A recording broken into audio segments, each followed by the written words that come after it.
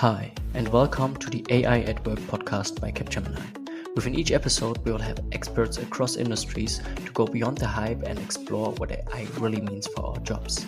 Whether you're excited, unsure, or a bit worried about AI entering the workplace, you are at the right spot. We'll break it down with real stories, practical insights, and expert tips to help you make sense of this change. Let's dive together into the future of work and get started with today's episode. Welcome to the AI at Work podcast. My name is Jakob Teubert. I'm a workforce and organization consultant working in the greater area of Zurich. And this podcast today is the first of a series of podcasts all around the topic, how will AI shape the way we are going to work in the future? I'm happy that I'm not alone today. I have Felix Herrmann with me, who is a change expert all around how to bring technology to organizations. He has an experience as a consultant for a few years now, has seen a lot of the industry, and I'm happy that you're here with me today. Thanks a lot for inviting me. It's an honor to be here at the very first season of this, hopefully soon to be legendary podcast. Thank you very much, Felix. Where the podcast today will be all about, do we really need to be afraid of AI coming to our workplaces and maybe helping us with some tasks, maybe doing some tasks with us? Or is this actually a really awesome future we are heading towards too? I'm happy to get your perspective on this in a minute. But before we start, I have prepared some statements that I would like you to finish for me. So you will see this. I'm going to read a statement and there will be a blank at the end. And please shoot out the first word that is coming to your mind. So we're going to start with the first statement to fulfill for you. Humans will always be better than AI at saving the world.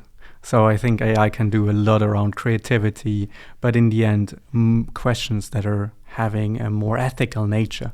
This is something that we will need to solve ourselves. So the responsibility of ethics is nothing that AI is going to take away from us. Hopefully not. We'll see. Second statement. The biggest misconception about AI is that it will make us all unemployed next year. Okay, so you're already fighting against this fear that AI will take away our jobs. Good to hear already now in the podcast. Third statement. The most exciting thing about AI in the workplace is a rapid development. It's right now taking the lots of stuff we can all learn at it and, also the fun we can have with it. Okay, fun times ahead. Looking forward to that. Last but not least, if you could automate one task in your daily job, it would be travel expenses, filing in administrative work, who likes it? And I think I do feel like a robot when I do it. So why not get a robot to do it? That is actually something I would like to have as well. Not the worries of making those expenses in time, but just being able to give it to a robot. That's awesome. Okay, so we already set the scene with those 4 statements. Now, as a first question, you have seen a lot of change coming to organizations in the past. And what I would be interested in is, how do you see generative AI coming to the workplace different? And where do you see it's the same as other technology change coming to organizations? So we have been busy in the last decades with digitalization, and the habit that we used to have, especially in early days, was let's take a shitty manual process and just translate it into a digital nature. And I do see sometimes companies approaching things like AI the same way and take maybe hopefully a digital process and just throw AI at it as is. Mm-hmm. And I think this could be a mistake that we're about to repeat and that we should avoid. The second thing, which I'm really passionate for, is let's make this a human-centered transformation. So while digitalization came with the same fears of being replaced by a computer, now we have those fears and they are legit about AI taking our jobs. So let's not try to neglect all of this, but let's acknowledge that we are living right now in a world of rapid change. And this is asking a lot from our organizations, it's asking a lot from our people. So let's acknowledge this and take them on a journey versus maybe some of the stuff that we have been doing in projects that have been done in the last decades, where maybe some of us still have a trauma of. Okay, so first we need a little different approach to bringing this change to organizations, and then your main focus was that we need to bring the people on board so that they know how to use this technology and are aware of it. So it's not rather AI taking our jobs, but we maybe use it within our jobs to help us. For example, doing our travel expenses, how you outlined it. I really like that. Let's say organizations will be successful in bringing this change to their business model and bringing this change to the world. How would you describe this future where AI is enabled seamlessly within the workplace? So right now we see a lot chat interfaces, and you can choose the best language model that you like, but most of us interact either via chat or via maybe speech. Some of us maybe already with images. I don't think anyone is using video right now. However, I see that the communication will get a lot more integrated.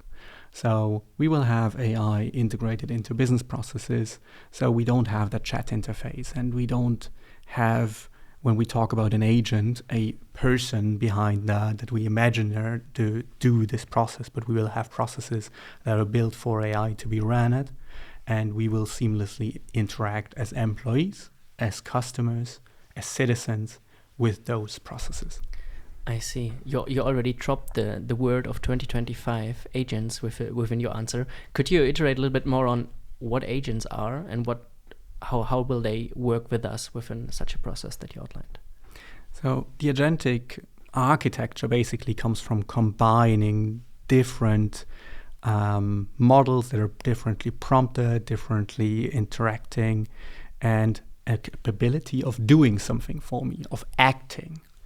And we see that this, what used to be in science a new architecture to do generative AI, is much, much more impactful.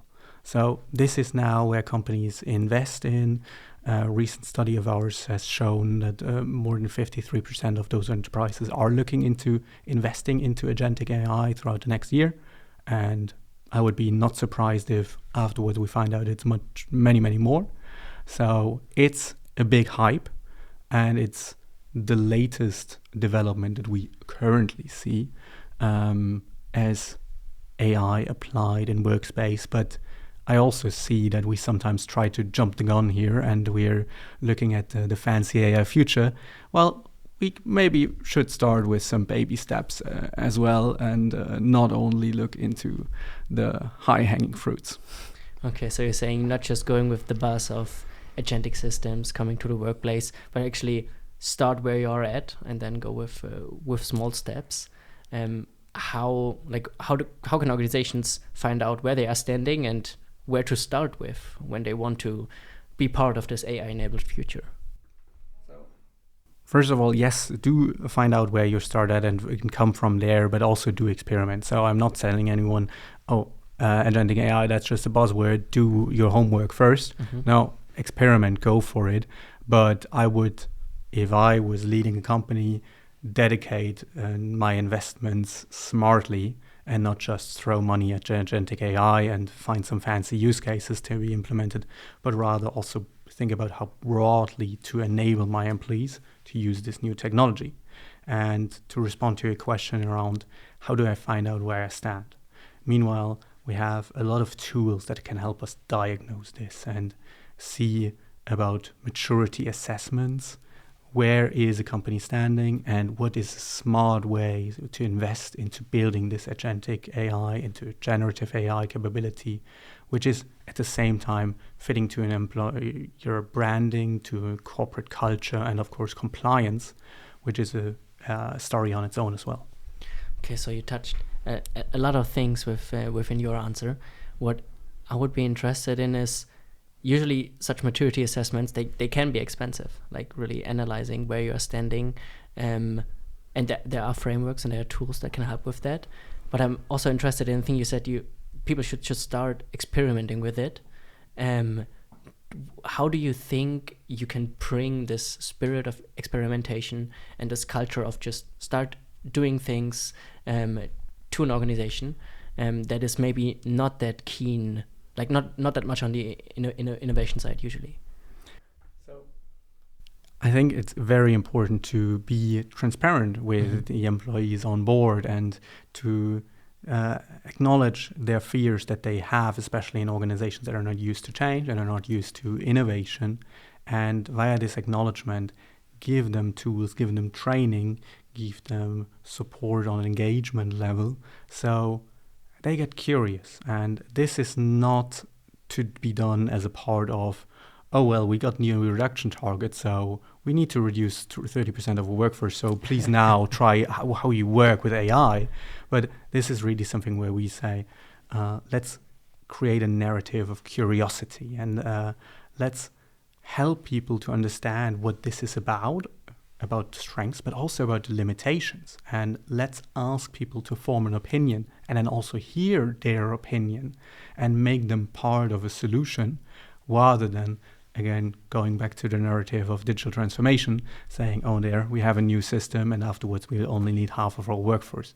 Well, look, this is a long-term change and there will be, for those people that are early on and that will be embracing this change, I think this is the next motor of growth, individually, economically, and a society versus people in masses losing their job, and especially not tomorrow. I think we'll see a rapid shift inside job descriptions, inside what people do, maybe even what we consider work. But in the end, let's embrace it. If we're afraid of it, it won't help us. Okay. So your approach to this would be like very, very people-centric, making sure that the people are heard and the people are equipped, not just with the tools, but also with training and also with the time to experiment. Because when I usually think about work, okay, in our work environment as a consultant, there is sometimes time to experiment with new stuff, and I really appreciate that.